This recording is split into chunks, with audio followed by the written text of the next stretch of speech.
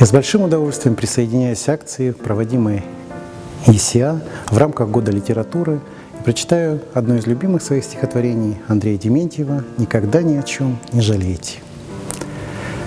Никогда ни о чем не жалейте вдогонку, если то, что случилось, нельзя изменить. Как записку из прошлого, грусть свою скомкав, с этим прошлым порвите незримую нить. Никогда не жалейте о том, что случилось, или о том, что случиться не может уже, лишь бы озеро вашей души не мутилось, и надежды, как птицы, парили в душе. Не жалейте своей доброты и участия, если даже за все вам усмешка в ответ. Кто-то в гении выбился, кто-то в начальство. Не жалейте, что вам не досталось их бед. Никогда, никогда ни о чем не жалейте. Поздно начали вы или рано ушли.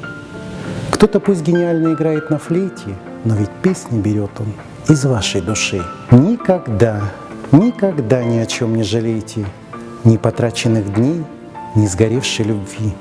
Пусть другой гениально играет на флейте, но еще гениальнее слушали вы.